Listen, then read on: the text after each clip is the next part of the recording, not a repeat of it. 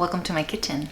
So today we're going to be talking about how to make water kefir. And these are some water kefir grains that have been sitting in my filtered water and molasses. I alternate between using molasses to feed them and agave to feed them with a little bit of baking soda, and that just helps them to just make a more rich probiotic drink when I finally drink them. So let's go through how to get that started, I guess. This has been sitting for about 3 days. So it's been fermenting for 3 days.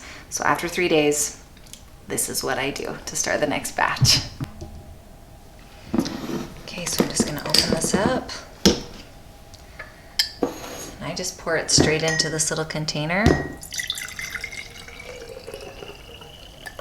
Kind of block the grains from falling in.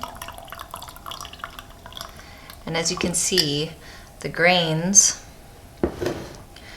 are kind of still a dark color, so I'm going to rinse those off.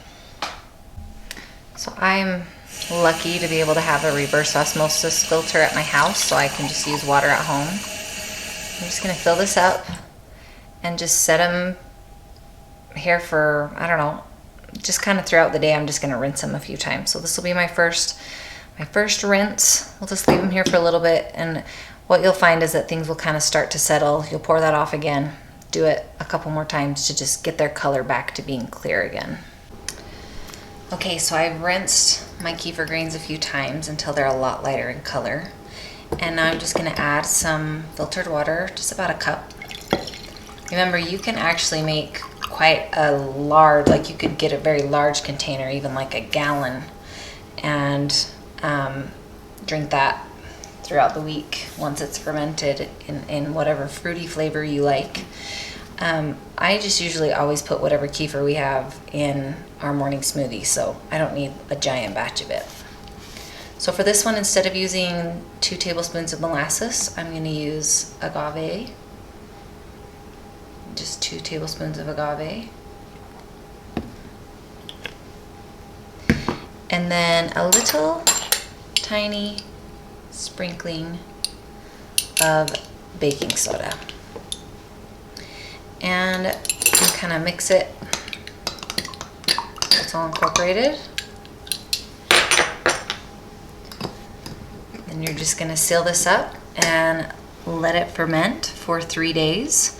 And you'll even see some little bubbles start to happen. And then you'll pour it into that other container and use it for the next 3 days while your next batch ferments.